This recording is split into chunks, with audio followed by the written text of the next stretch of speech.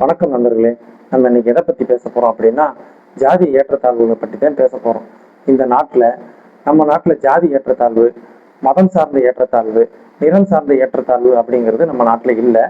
ஆனா ஜாதி ரீதியான ஏற்றத்தாழ்வும் மத ரீதியான ஏற்றத்தாழ்வும் நம்ம நாட்டுல நிச்சயமா இருக்கதான் செய்யுது. மத ரீதியான ஏற்றத்தாழ்வு கூட சகிப்புத்தன்மையோட இப்ப அணுகுறாங்க. ஆனா ஜாதி ரீதியான ஏற்றத்தாழ்வு இந்தியா முழுக்கவுமே ஒரு அணுகுமுறை இல்லாம தான் போய்கிட்டு இருக்கு. நல்ல வெல் செட்டில் ஃபேமிலி தமிழ்நாட்டில் வந்து பார்த்தீங்க அப்படின்னா, திருநெல்வேலி பக்கம் கவின் அப்படிங்கிறவரோட ஆணவ கொலையை பற்றி உங்களுக்கு கண்டிப்பாக தெரிஞ்சிருக்கும். அது ரெண்டு வீட்லேயும் வந்து பார்த்தீங்க அப்படின்னா, அந்த பையன் நல்லா சம்பாதிக்கிற பையன்.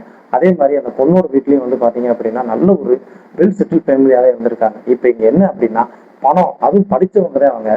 பணம் அப்படிங்கிறது இங்கே படிப்போ பணமோ இங்கே எதுவுமே வர்றதில்லை. இங்கே அவங்களுக்கு ஜாதி அப்படிங்கிறதே முக்கியமாக வருது. இந்த நாட்டில் ஜாதி எப்படி வளர்ந்தது அப்படின்னா, நம்ம வெள்ளக்காரங்க காலத்துல இருந்து பார்த்தோம் அப்படின்னா, அவங்க ஒரு சாதாரண ஒரு கணக்கெடுப்புல இருந்து ஆரம்பிச்சாங்க. அதுக்கப்புறம் அதை பிடிச்சுக்கிட்டு நம்மளோட முன்னோர்கள் என்ன செஞ்சாங்க அப்படின்னா, வருங்கால தலைமுறைகளோட மனசுல அது ஒரு விதையா விதைச்சு ஒரு மரமா வளர்த்து அதை இப்ப அறுவடை பண்ண முடியாத அளவுக்கு ஆலமரமா விருட்சகமா வளர்த்து விட்டு போயிட்டாங்க. இப்ப இருக்க 2K கிட்ஸோ 9 கிட்ஸோ வந்து பாக்குறது இல்லப்பா. எல்லாரும் வந்து ஒத்துமையா இருக்காங்க அப்படின்னு நினைச்சா அது மிகப்பெரிய தப்பு.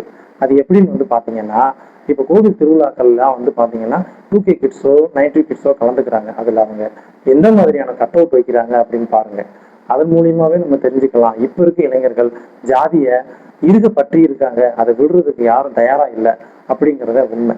இது எப்படி இந்த ஜாதி ரீதியான இது வருது அப்படின்னு நம்ம பாட புத்தகங்கள்லயே வந்து பாத்தீங்கன்னா நிறைய பேர் ஜாதிய தலைவர்களா வந்து போர்ட்ரேட் பண்றாங்க. அந்த பாட புத்தகத்துல வெளிப்படையா அது தெரியறது இல்லை. ஆனா அங்க இருக்க மாணவர்கள் வந்து பாத்தீங்கன்னா அதை இது எங்களோட ஆளு, இது எங்களோட ஆளு அப்படின்னு எடுத்துக்கிட்டு பேசுறாங்க. அது ஆசிரியர்களே அதை ஊக்குவிக்கிறாங்க நிறைய இடத்துல அப்படிங்கிறத உண்மை. இது வந்து பள்ளிக்கல்வித்துறை ஆழமா இதுக்கு ஒரு டீம் அமைச்சு கயிறு கட்டுறதோ, ஆசிரியர்கள் இது சார்ந்த பெருமை பேசுறதோ கூடாது அப்படின்னு ஒரு ஜீவ வெளியிடணும் அப்படிங்கிறத எங்களோட ஆசை.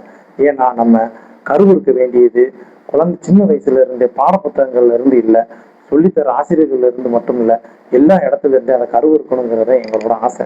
ஜாதி ஏற்றத்தாழ்வுனால கிடைக்கக்கூடியது எதுவுமே இல்லை அப்படிங்கிறத உண்மை.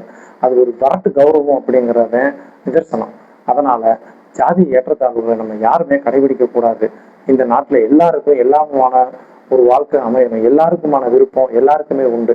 அதை எல்லாருமே வந்து கடைபிடிக்கணும். எல்லாரோட மற்றவங்களோட உணர்ச்சிகளை மதிக்கணும். ஜாதிங்கிற ஒரு சின்ன ஒரு எறும்பு அது வந்து யானையோட காதுக்குள்ள போய் இந்த நாட்டவே மதம் பிடிக்கிற அளவுக்கு ஆக்கிடுச்சு அப்படிங்கிறத உண்மை. அத இந்த அரசு இப்ப இருக்க ஜாதி ரீதியா செலக்ட் ஆன யாருமே இப்ப இருக்க எம்எல்ஏவோ எம்பியாவோ இல்லை. அதனால இவங்களால கண்டிப்பா வந்து ஜாதிய ஏற்றத்தாழ்வுகளை இப்ப இருந்து நீங்க உங்களால முயற்சி செஞ்சீங்க அப்படின்னா முடியும் அப்படிங்கிறத எங்களோட வேண்டுகோள்.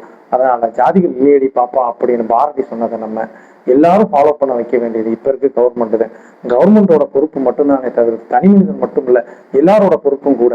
அதை மறந்துடாம ஜாதி ஏற்றத்தாழ்வுகள் இல்லாம ஒற்றுமையா வாழணும் அப்படிங்கிறத நம்மளோட நோக்கம். நன்றி.